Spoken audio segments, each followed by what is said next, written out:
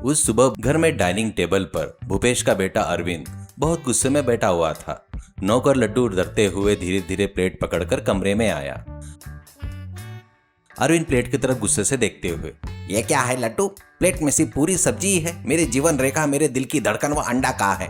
रात से मैं जिस सफेद अंडे के सपने देख रहा हूँ वो कहाँ है रे? अरविंद बाबू, मेरी बात थोड़ी शांति से सुनिए। सुबह उठते ही मुर्गा कुकड़ू चिल्लाता है, आप अंडा अंडा चिल्लाते हैं।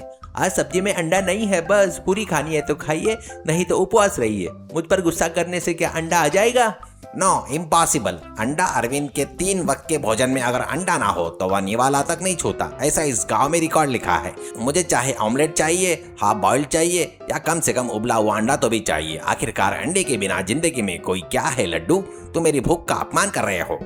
अरे अरविंद बेटा, मेरे पोल्ट्री फार्म में से रोज के 100 अंडे पैदा होते हैं, उनमें से 25 अंडे तो तेरे पेट में ही जाते हैं रे। व्यापार करूँ या तेरे अंडे का शिकार झेलूं?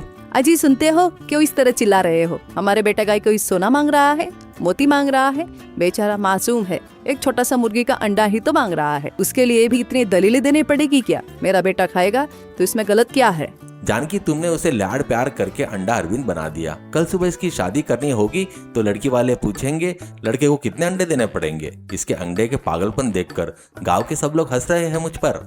हाँ सर, माताजी की बातों की वजह से अरविंद बाबू ऐसे बन गए हैं। अरविंद बाबू को शादी वादी कुछ नहीं चाहिए, एक मुर्गी से उनकी शादी करवा दीजिए बस। रोज एक अंडा मुफ्त में देगी, खर्चा भी बचेगा। लड्डू, ज्यादा बकवास मत कर। अगर मेरे अंडे के बीच में आया तो तेरा मुंह टूट जाएगा। संभल कर रहे। माँ, मुझे तुरंत ऑमलेट बना कर दो, नहीं तो आज मैं घर छोड़कर चला जाऊंगा। देखा आपने, आपकी बातों की वजह से वह घर छोड़ने की बात कर रहा है। रुको बेटा, मैं अभी ऑमलेट लाती हूँ। गांव के सरपंच लल्लू कुर्सी पर झूल रहे हैं तो पास में कालिया हाथ पंखे से हवा झुलाते हुए पसीने से लथपथ हो गया। कालिया, इस गांव में ऐसी कोई संपत्ति है जिस पर मेरी नजर नहीं पड़ी हो? ऐसा कोई दिन है जब मैं रिश्वत न ली हो? नहीं ना। लेकिन उस भूपेश का पोल्ट्री फार्म में जब देखता हूँ तो मेरे पेट में मरोड़ होती है। वह मेरा हो जाना चाहिए। उन मुर्गियों से होने वाला सारा मुनाफा मेरी जेब में आना चाहिए। हाँ सरपंच जी, आपका प्लान अद्भुत है। वैसे आपसे ज्यादा भूपेश बहुत बुद्धिमान है, आदरणीय है, किसी के फटे में पैर न डालने वाला अच्छा इंसान है, बहुत दानी स्वभाव का है सर। ए कालिया, मैंने तुझे मेरी तारीफ करने को कहा था, तू उसकी तारीफ क्यों कर रहा है? मैं सरपंच हूँ, वो थोड़ी है सरपंच। सॉरी सरपंच जी, आपको तो सब लोग गालियां देते हैं ना, तो मुझे लगा कि मैं भी दूं तो अच्छा नहीं लगेगा, इसलिए गाली से उसकी तारीफ कर दी। वैसे आपके जितना कोई भ्रष्टाचार और रिश्वतखोर कोई नहीं है, ये आपकी महानता है। अरे वाह, ऐसा कहना चाहिए ना। अब उस भूपेश के पोल्ट्री फार्म को अपना नाम करने के लिए मैंने एक फर्जी दस्तावेज तैयार की है। चल कर वो फार्म छीनते हैं। वो कैसे रोकता है मैं भी देखता हूँ। लल्लू और कालिया दोनों मिलकर भूपेश के घर गए। भूपेश, ये कागज देख। ये पोल्ट्री फार्म जिस जमीन पर है वो जमीन मेरी है। ये देख, इन कागजों के मुताबिक ये मेरा है। कल तक यहाँ से खाली करके चले जाना होगा, वरना अच्छा नहीं होगा। ये क्या है सरपंच जी? ये जमीन मैंने अपनी मेहनत की कमाई से खरीदी है, आप मुझे सड़क पर ला रहे हो। यह बहुत बड़ा अन्याय है सर, भगवान आपको कभी माफ नहीं करेगा। कितना बड़ा अन्याय है सरपंच जी, हमारे पास बस यही एक तो फार्म है। हमारे बेटे अरविंद को अंडे खाने के लिए भी एक सहारा है, हमें बर्बाद मत कीजिए। हाँ माँ जी, हमारे सरपंच जी जो भी काम करते हैं वे ऐसे अन्यायपूर्ण होते हैं। इसमें नया क्या है? कल ही तो एक विधवा का घर इसी तरह छीना था, एक गरीब की बेल चोरी कर ली थी। सरपंच जी बहुत क्रूर है माँ जी। ए कालिया, मुंह बंद रख, मेरी इज्जत निकाल रहा है। भूपेश, मैंने जो कहा है वह सुना ना। कल सुबह अगर तुम लोग यहाँ दिखे तो जेल में डलवा दूंगा। सावधानी, सरपंच लल्लू की बात कानून है बस। पोल्ट्री फार्म खोने के बाद भूपेश का परिवार मुसीबतों से घिर गया। घर में खाने के लिए अन्न का एक भी दाना नहीं था। अरविंद अंडे के बिना कमजोर हो गया और भूख बर्दाश्त न होने के कारण जंगल के रास्ते पर चल पड़ा। तभी ऊपर से एक बड़ी चील एक मुर्गी को अपनी चोंच में दबाए एक बड़े पेड़ पर बैठी है। वो मुर्गी जान के डर से चिल्ला रही थी, बचाओ बचाओ, मेरी जान बचाओ करके चिल्ला रही थी। क्या मुर्गी इंसानों की भाषा बोल रही है? ये क्या मेरा दिमाग खराब हो गया? जो भी हो, मेरे अंडे की प्रजाति से ताल्लुक रखने वाला इस मुर्गी को बचाना मेरा धर्म है। यह सोचकर उसने एक पत्थर उठाया, चील की तरफ फेंक दिया। चील डरकर मुर्गी को छोड़कर आसमान में उड़ गई। मुर्गी नीचे गिरी और उसने राहत की सांस ली। थैंक यू ब्रदर, तुमने बिल्कुल सही समय पर एंट्री मारी, वरना वह चील अब तक मेरा लंच कर चुका होता। मुर्गी जी, आपको इंसानों की भाषा कैसे आती है? क्या आप किसी स्कूल में गई थी या कोई कोर्स किया था? आखिर मुर्गी का बोलना कहाँ होता है?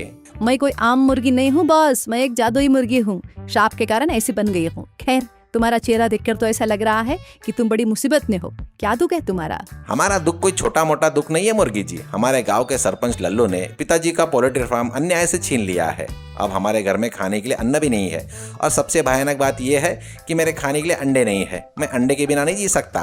ओहो, तो ये बात है। तुमने मेरी जान बचाई है, इसलिए तुम्हारी मुश्किलें दूर करना मेरा एक फर्ज है। यह कहते हुए उसने एक चमकता हुआ अंडा उसके सामने रख दिया। अरे वाह, कितना बड़ा अंडा है। इसका ऑमलेट बनाकर खाएंगे तो मजा आ जाएगा। अरे अरविंद रुको, ऐसा मत करना। ये एक जादुई अंडा है, इसे ले जाकर अपने घर के सामने जमीन पर रख दो। तुरंत एक जादुई एक दाबा में बदल जाएगा। उस ढाबे में जादुई टोकरियां होगी, जिसमें रोज जितने चाहे उतने अंडे अपने आप आ जाएंगे। तुम बिना 1 रुपए खर्चा किए व्यापार कर सकते हो। जीप तुम्हारी होगी। मैं अब चलती हूँ, बाय। यह कहकर मुर्गी पंख फड़फड़ाते हुए आसमान में उड़ गई। अरविंद खुशी खुशी उस अंडे को सीने से लगाकर घर की तरफ भाग आया। अरविंद उस अंडे को घर ले आया और घर वालों को पूरी बात बताकर घर के सामने उसे जमीन पर रख दिया। देखते ही देखते वो सुंदर एक ढाबा प्रकट हो गया। अंदर आधुनिक चूल्हा, टेबल कुर्सियां और एक अनोखी टोकरी, सब कुछ तैयार था।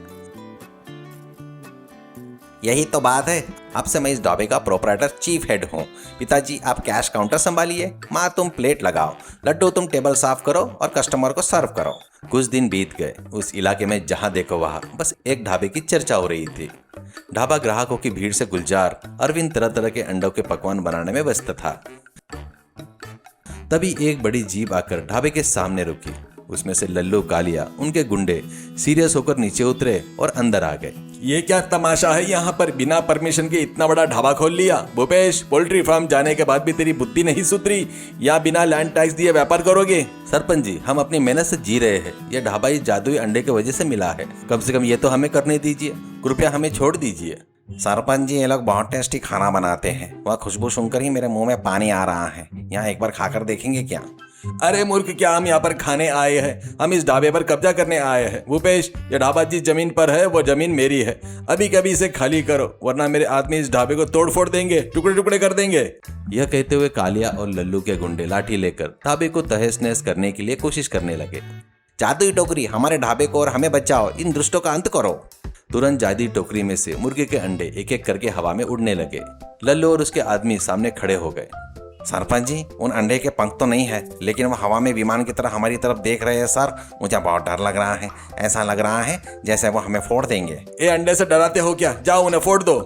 बस फिर क्या था, अचानक अंडे हवा में से रॉकेट की तरह छूटकर लल्लू और कालिया के चेहरे पर, सिर पर टपाटप फूटने लगे। एक के बाद एक अंडे की बारिश होने लगी। अरे बाप रे, ये अंडे मेरे सिर पर हाफ बॉइल्ड हो रहे हैं। अरे बचाइए मुझे। अरे अरविंद, बस करो भाई, तुम्हारे अंडे की मार मैं बर्दाश्त नहीं कर पा रहा हूँ। मेरा सिर फटा जा रहा है, मुझे छोड़ दो। मैं फिर कभी तुम्हारे ढाबे की तरफ नहीं आऊंगा। तुम्हारा पोल्ट्री फार्म भी तुम्हें वापस दे दूंगा। लड्डू हंसते हुए तालियां बजाने लगा। क्यों सरपंच जी, हमारे अरविंद बाबू की एक फैक्ट्री कैसी लगी? नमक मिर्च बराबर था ना? और चाहिए क्या? टोकरे में और बहुत सारे हैं। नमक नहीं चाहिए, मिर्ची नहीं चाहिए, हमारी जान जा रही है। सरपंच जी भागो, वरना यहाँ हमारा ऑमलेट बन जाएगा। लल्लू, कालिया और उसके आदमी पूरे शरीर पर अंडे के दर्जे लिपटे भयानक बदबू के साथ रोते चिल्लाते हुए भाग गए। गांव के सब लोग सड़क पर आकर खड़े होकर उन्हें देखकर जोर जोर से हंसने लगे। देखा, हमारे अरविंद के जादुई ढाबे ने हमें कैसे बचा लिया। मेरा बेटा वीर और शूरवीर है। सब तो ठीक है, लेकिन अरविंद बाबू, मुझे भी एक डबल ऑमलेट बनाकर दे दीजिए ना। आज से मैं भी आपका अंडा फैन हूँ। अंडे की महिमा मुझे समझ में आ गई। यही तो बात है, अब से हमारे एक ढाबे में सबकी दावत होगी। अरविंद खुशी खुशी फिर से अंडे पकाने लगा। पूरा ढाबा ग्राहकों की हंसी और तालियों से, खुशियों से भर गया। वह परिवार फिर से खुशी खुशी जीने लगा। सीख, अत्यधिक लालच करने से जो पास है वो भी चला जाता है। मेहनत करके जीने वालों को जो अन्याय से सताते हैं, प्रकृति या दैवीय शक्ति किसी न किसी रूप में आकर पीड़ितों की मदद जरूर करती है।